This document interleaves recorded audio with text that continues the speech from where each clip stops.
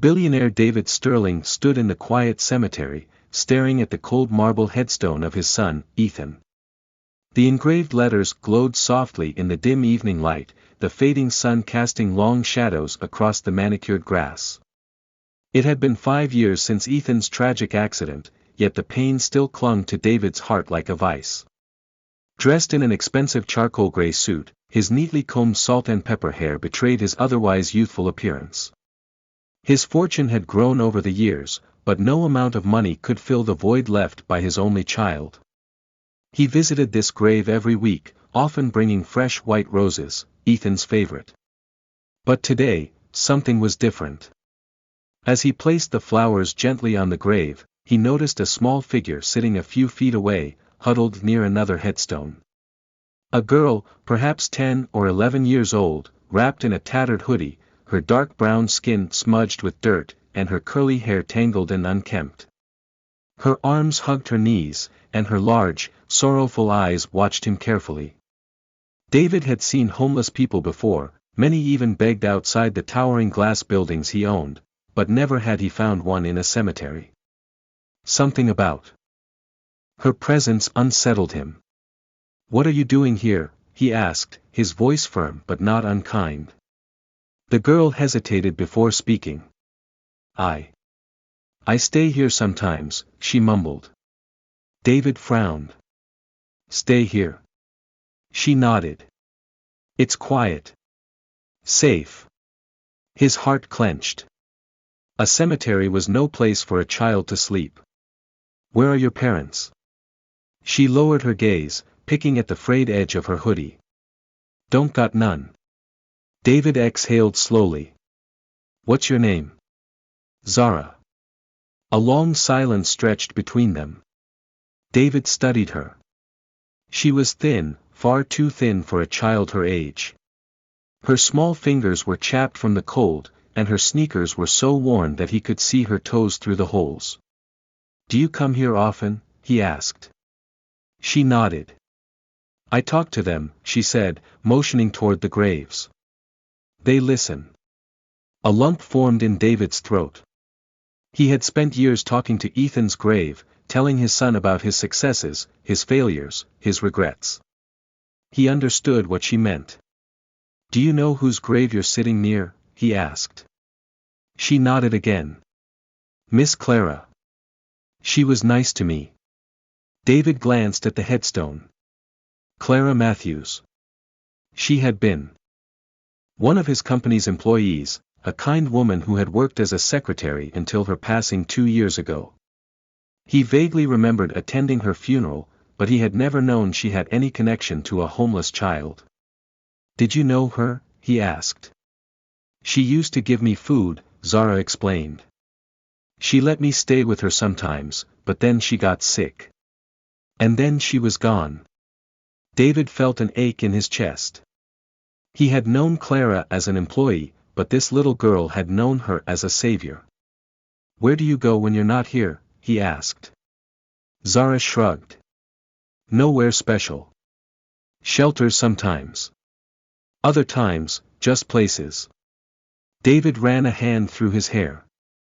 He had spent his life building an empire, expanding his wealth, and securing his place among the elite.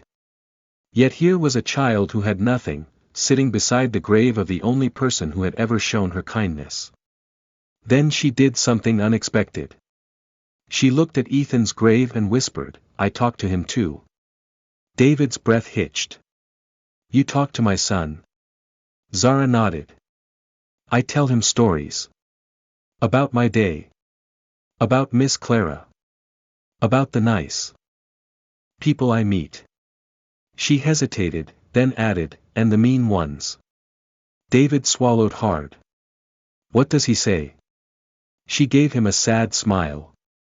"He doesn't talk back. But I think he listens." A shiver ran down David's spine. He had spent years coming here, speaking to Ethan, but never once had he thought about anyone else finding comfort at this grave. For the first time in years, David felt something shift inside him. This girl had lost everything, yet she found solace among the dead. He couldn't walk away and leave her to the cold. Come with me, he said suddenly. Zara's eyes widened with fear. Where? To my house. You can clean up, have a warm meal. And we'll figure something out. She hesitated. Why? David knelt in front of her, looking into those deep, wary eyes. Because no child should have to call a graveyard home. Tears welled up in Zara's eyes, but she quickly wiped them away. For the first time in years, someone was offering her more than just pity.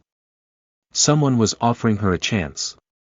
And so, as the sun set over the cemetery, a billionaire and a homeless girl walked away together, their lives forever changed by an unspoken connection, one that transcended life and death. That night, Zara sat stiffly in the back seat of David's sleek black car, her hands clutching the seatbelt as she gazed out the window. The city looked different from here, tall buildings glowing like golden towers, streets filled with expensive cars, and people walking briskly in designer coats. It was a world far removed from the cold pavements she slept on. David stole a glance at her through the rearview mirror. She hadn't spoken much since they left the cemetery, but her eyes held a mixture of curiosity and fear. He understood. She had likely spent years avoiding people like him, the wealthy, the powerful, the ones who walked past without a second glance. When they arrived at his mansion, Zara hesitated at the doorstep. The house was enormous, a modern architectural masterpiece with towering glass walls and sprawling gardens. It looked like something from a dream, or a movie she had once watched through an electronics store window. Come in, David said gently, stepping aside. Zara swallowed hard before stepping into the grand foyer. The air smelled of polished wood and faint vanilla. A chandelier glowed overhead, and the marble floors gleamed under her scuffed sneakers. A woman in her 50s, wearing a neatly pressed uniform, appeared from the hallway. Good evening, Mr. Sterling. Will you be having dinner in the main dining room? David nodded. Yes, Martha. And prepare a guest room. Martha's gaze flickered to Zara, and though she said nothing, her eyes softened. Of course, sir. Zara shuffled awkwardly, unsure of what to do. I don't want to be a problem, she mumbled. David sighed. You're not a problem. He motioned toward the grand staircase. Let's get you cleaned up first.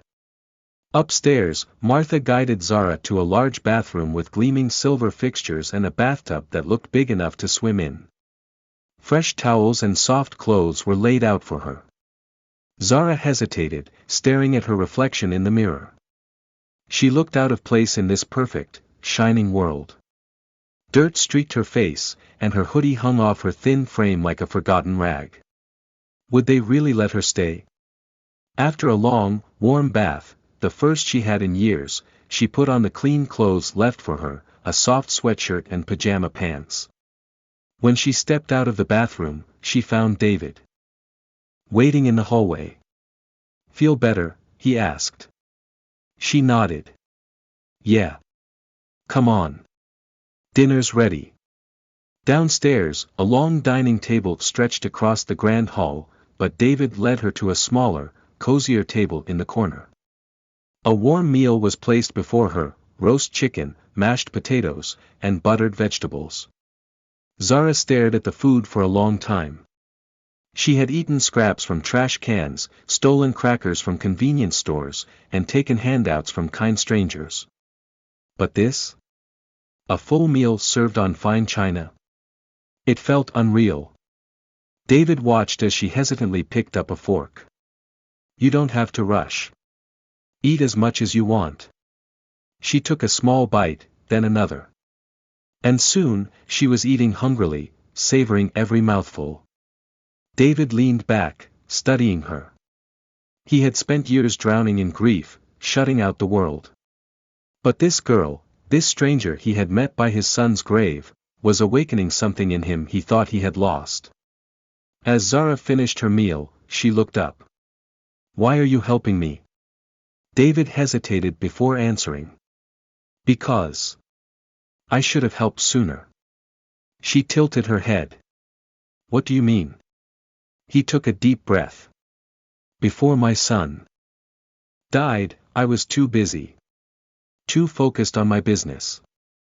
I never looked around at the people who were struggling. Maybe if I had paid more attention to the world outside my office, I could have made a difference for someone. His voice grew softer. I can't bring Ethan back. But maybe I can help you. Zara looked down, processing his words. No one had ever wanted to help her just because they cared. People either ignored her or pitied her, but David, he was different. Can I ask you something? She said hesitantly. Of course. She fiddled with the hem of her sleeve. Your son, do you think he would have liked me? David felt a lump rise in his throat. He thought of Ethan, the boy who had a kind heart, who had once stopped to help a stray dog on the street, who had always believed in kindness even when his father was too distracted by work. Yes, David said, his voice thick with emotion. I think he would have liked you very much. Zara gave a small smile. For the first time in a long time, she felt safe. And as David looked at the little girl sitting across from him, he knew one thing for certain: his son had brought them together for a reason. And this time, he wouldn't let go.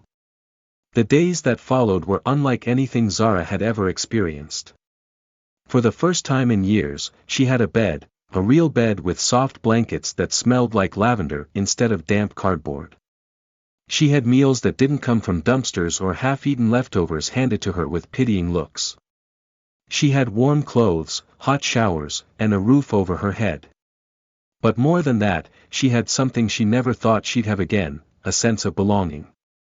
David had Martha take her shopping for new clothes, and though Zara was overwhelmed at first, she slowly warmed up to the idea of picking things for herself. She wasn't used to choices. For so long, she had taken whatever she could get. One evening, as she sat curled up on the plush couch in David's living room, flipping through a book she had found in his library, he sat across from her, watching thoughtfully. You like reading? He asked. She hesitated before nodding. Miss Clara used to take me to the library when she could. She said books could take me places when I had nowhere else to go. David's heart clenched. Clara had given this child what little she could, but now it was his turn to do more. Have you ever been to school? He asked gently. Zara stiffened. I used to go, a long time ago. But when my mom died, I stopped. David leaned forward. Would you like to go back? Her eyes widened in surprise. You mean, real school? He nodded. She fidgeted with the edge of the couch. I dunno. I don't think they'd let someone like me in. David's expression hardened with determination. I know people. If you want to go, I can make it happen. Zara bit her lip. It sounded like a dream, too good to be true. But David hadn't broken any promises yet. I think I'd like that, she said softly. A small smile touched David's lips. Then it settled. But just as he was about to say more, Martha walked in, looking concerned. Sir, there's someone at the gate asking about Zara. Zara froze. Her hands tightened around the book. Who? She whispered. Martha glanced at David before answering. A man. He says he's her uncle. David's jaw tensed. He turned to Zara. Is this true? Tears welled up in her eyes as she shook her head violently. No. He's not my uncle, he's bad. Please, don't let him take me. David stood up immediately. Stay here. Zara watched as he strode out of the room, his expression dark. She could barely breathe. She knew exactly who was outside. The man at the gate wasn't her uncle. He was the one who had hurt her. The one she had run from. And now, he had found her. At the front gate, David stood face to face with a rough-looking man in a worn-out jacket, his beady eyes shifting nervously as he spoke. Look, I just want the girl. She's family, the man said with a forced smile. David crossed his arms. She says you're not. The man's smile faltered. She's confused. You know how kids are. David's expression remained cold. No, I don't think she is. The man's face darkened. Look, I don't know what kind of rich savior act you're playing, but that girl belongs to me. David's temper flared. She is not a possession. And from what I can tell, you're the reason she was sleeping in a cemetery instead of a home. The man's jaw twitched. You don't know what you're talking about. David stepped closer, his voice low and deadly. I know enough. And I have lawyers, security, and the resources to make sure you never come near her again. So, I suggest you leave before I have you removed. The man clenched his fists but, seeing the unwavering resolve in David's eyes, he took a step back. This isn't over, he muttered before disappearing into the night. David watched him go, his hands tightening into fists. He didn't know the full story yet, but one thing was clear, Zara had been running from something terrible. And now, he would do whatever it took to keep her safe. When David returned to the living room, he found Zara curled up in the corner of the couch, her arms wrapped around herself. Her small frame trembled as silent tears slid down her cheeks. He's gone, David said gently. She looked up at him, her lower lip quivering. He's gonna come back. David knelt in front of her, his expression firm. No, he won't. I won't let him. Zara wiped her tears with the sleeve of her sweatshirt. Why do you care so much? David hesitated for only a moment before answering, because you deserve to be safe. And because if my son were here, he would have done the same. Zara sniffled. I wish I could have met him. David smiled sadly. Me too. For the first time in years, he didn't feel like he was just visiting his son's grave, he felt like he was honoring him. And as Zara slowly leaned against him, allowing herself to trust for the first time in a long time, he knew that this wasn't just about saving her. It was about saving himself too. And this time, he wasn't going to fail. The following days were tense. Even though David had reassured Zara that the man wouldn't come back, she remained on edge. She barely slept, jumping at every small noise, and refused to be left alone for too long. David, determined to keep his promise, immediately took action. He hired a private investigator to dig into Zara's past and increased security around the mansion. His security team was given explicit instructions: no strangers were to come near the property, and under no circumstances was Zara to leave without his permission. One afternoon, as Zara sat on the balcony overlooking the vast garden, David approached her with a folder in his hand. I found something, he said, sitting beside her. Zara looked at him warily. About what? About you. Her fingers tightened around the blanket wrapped around her shoulders. I don't want to know. David sighed. I understand. But if we're going to keep you safe, I need to know what we're dealing with. She hesitated, then nodded. He opened the folder, revealing old documents, some crumpled photos, and a worn-out birth certificate. Your full name is Zara Elaine Carter, he said. You were born in Brooklyn. Your mother, Leona Carter, passed away when you were 6. Zara's eyes glistened with tears. I remember her. David continued, after that, you were placed in foster care, but, you ran away. She swallowed hard. I had to. David placed a gentle hand on her shoulder. Why? She hesitated before whispering, because of him. The man at the gate. David's jaw tightened. Who is he? He was my foster dad. Her voice trembled. He wasn't a good man. David didn't press further. He already had a terrible feeling about what she had endured, and he wasn't going to make her relive it. Taking a deep breath, he flipped to the last page. Legally, you don't have any guardians right now.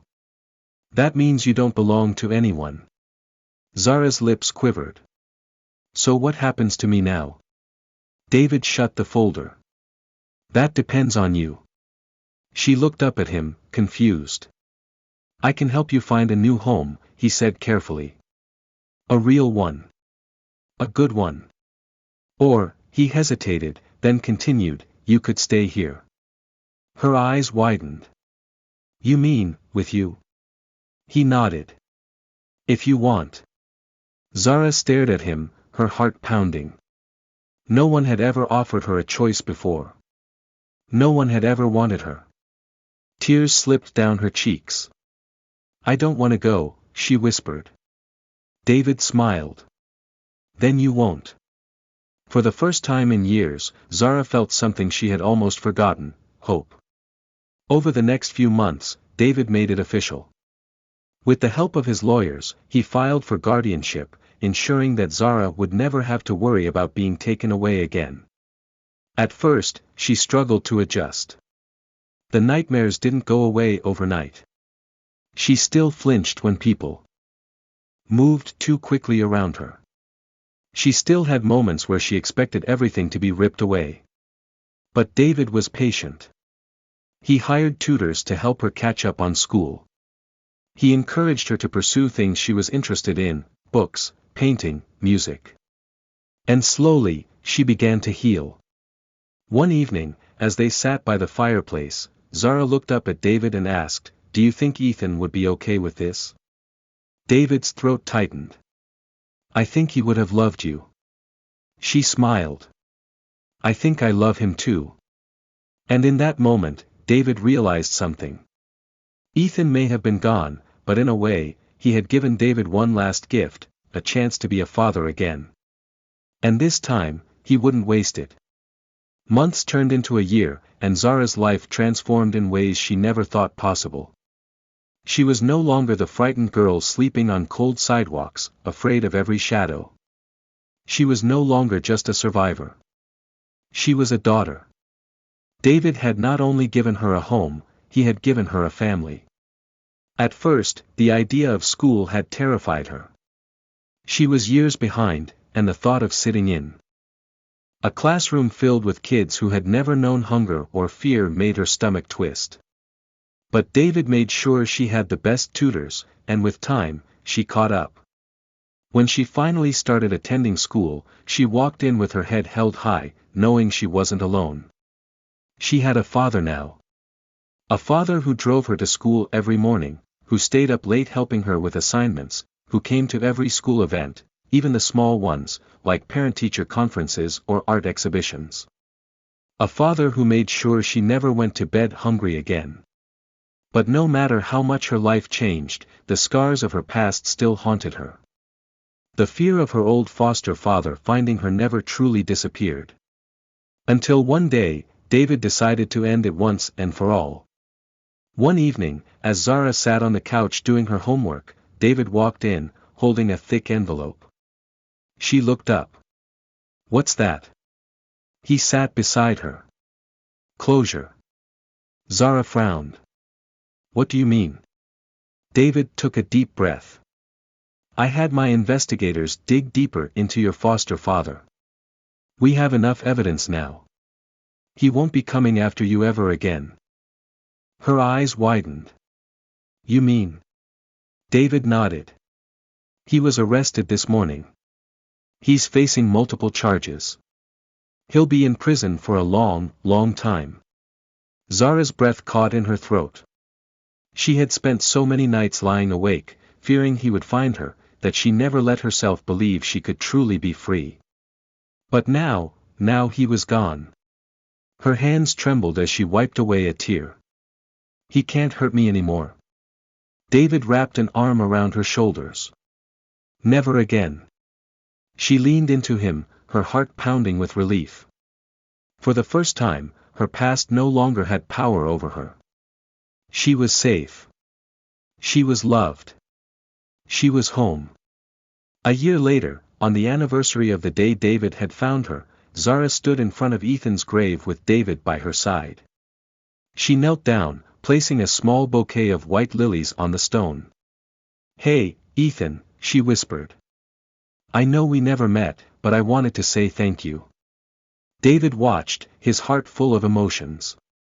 Zara smiled softly. "Because of you, I have a family now." David reached down, gently squeezing her shoulder. "He would have been proud of you."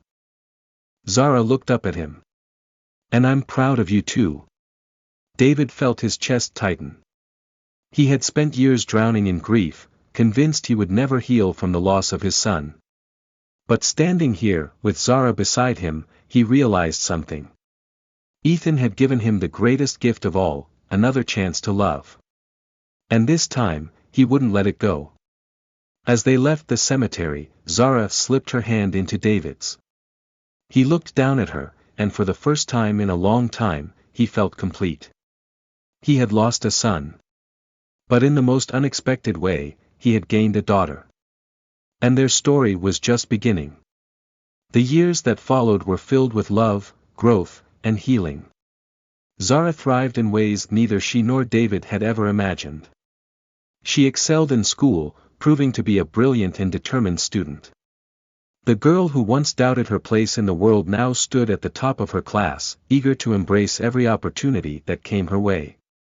David spared no expense in ensuring she had the best education, but more importantly, he made sure she always knew she was capable of anything. Regardless of where she had come from. As time passed, their bond deepened. They weren't just a billionaire and a homeless girl he had saved. They were family. One afternoon, years later, Zara rushed into David's study, waving a thick envelope in her hands. "Dad," she called excitedly. David looked up from his desk, smiling at the way she still called him that. It had taken her almost a year to say it for the first time, and even now, every time she did, it filled him with warmth. "What is it?" he asked. She took a deep breath before handing him the envelope. "Open it." Curious, David peeled back the seal and pulled out a neatly folded letter. As his eyes scanned the words, pride swelled in his chest. It was an acceptance letter. From Harvard. David looked up, his eyes shining with emotion. "You did it." Zara bit her lip, holding back tears. "We did it." He stood and pulled her into a hug. "I'm so proud of you." She sniffled against his shoulder. "I never would have made it here without you." David shook his head. "No, Zara. You made it here because you're strong. Because you never gave up." She smiled, wiping her tears. "I had a little help." He chuckled. "Maybe a little." As they stood in the quiet of his study, Zara knew that this was just the beginning. She wasn't just a girl who had been rescued, she was a fighter, a survivor, and now, a young woman with dreams she was ready to chase. And David knew, without a doubt, that bringing her into his life had been the best decision he had ever made. Together, they had turned pain into purpose. And together, they would face whatever came next. Because they were family. Forever. As Zara prepared for her departure to Harvard, the house seemed quieter. It had always been the two of them against the world, and now she was stepping into a new chapter, one that David knew would be filled with new challenges and triumphs. The days leading up to her leaving were a mix of excitement and bittersweetness. Zara had packed her bags with a blend of anticipation and uncertainty. She had come so far, surpassing every obstacle life had thrown her way, but stepping into a new life, so far from home, felt like another leap of faith. David, ever the protector, tried his best to hide his own anxiety. He knew she was ready, but it didn't make the prospect of letting her go any easier. The night before her departure, they sat together on the balcony, overlooking the city lights. Zara was quiet, her head resting against the railing, watching the stars. "You're nervous, aren't you?" David asked gently. Zara let out a soft laugh. "You could say that." David smiled, though it was laced with a hint of sadness. You've grown up so fast. She glanced at him, her expression soft. I had a good teacher. David's heart swelled. He had never imagined he would be here, feeling this deep connection with a young woman who had once been a scared, lost girl. She had found her place in the world, and he had been lucky enough to walk alongside her as she had. I'm going to miss you, kiddo, David said quietly. Zara's eyes softened, and she reached out to hold his hand. I'll miss you too. But I'll come back. You can't get rid of me that easily. He chuckled, his voice thick with emotion. Don't make promises you might not be able to keep. I'm keeping this one, she said with a wink. I'm not going anywhere. David squeezed her hand, his eyes searching her face, knowing that no matter how far she went, she would always be his daughter. She had given him a sense of purpose he had lost after Ethan's death, and though he knew he had to let go, he would never stop supporting her. The next morning, David stood by the front door, watching as Zara loaded her suitcase into the car. The moment had arrived, and while he knew this was the right step for her, the reality of it hit him like a wave. Are you sure you're all set? He asked, though he already knew the answer. She smiled at him, her eyes sparkling with excitement. Yes, Dad. I've got everything I need. He stepped forward, pulling her into a tight hug. I'm so proud of you, Zara. You've worked so hard to get here. You're going to do amazing things. Zara hugged him back, her voice soft but firm. I couldn't have done it without you. Thank you for everything. David pulled back just enough to look at her. You've always had it in you. I just helped you see it. Zara nodded, wiping away a stray tear. I'll keep in touch. I promise. He smiled, his heart full of both pride and a little sadness. I know you will. And I'll be here. Whenever you need me. As she climbed into the car, David watched her one last time before she drove off, heading toward the future she had fought for. And though he stood there, feeling the weight of her absence, he also felt something else, a deep, unwavering certainty. She was ready. Months passed, and Zara flourished at Harvard. She sent David regular updates, letters, texts, and even surprise video calls during her breaks. She was thriving, surrounded by friends, learning new things, and pushing herself to be the best version of herself. And David, though he missed her more than he ever expected, found peace in knowing she was exactly where she needed to be.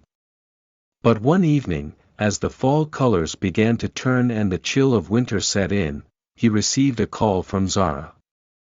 Dad, she said, her voice shaky. He felt a surge of concern. What's wrong? Are you okay? There was a brief pause before she spoke again. I'm fine. But I want you to come visit me. Please. I think I need to see you. David didn't hesitate. I'll be there as soon as I can. A few days later, he arrived at Harvard.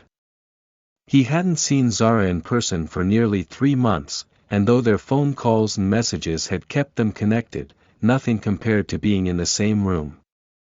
When Zara saw him standing outside her dorm, her eyes lit up. She ran to him, and for the first time in a long time, David felt a wave of relief. I missed you. Dad, she said, her voice thick with emotion. I missed you too, sweetheart, he replied, pulling her into a tight hug. Over dinner, as they sat across from each other in a small campus restaurant, Zara opened up about the challenges she had faced. The pressures of school, the loneliness she sometimes felt, and the moments when she questioned whether she belonged in this new world. David listened intently, offering reassurance and wisdom. He knew that the road ahead wouldn't always be easy for her, but he also knew that she was stronger than she realized. "You've come so far, Zara," he said, his voice filled with pride. "Remember that you're never alone. I'm always just a phone call away." Zara smiled, her eyes shining. "I know. And I'll keep coming back, just like I promised." David knew, in that moment, that their journey together would never truly end. No matter where she went, no matter how much time passed, she would always be his daughter, and he would always be her father. The bond they shared was unbreakable. And with that certainty, David felt ready to face whatever the future held. Because their story wasn't just about survival. It was about love, hope, and the power of family. And that was something that would last forever.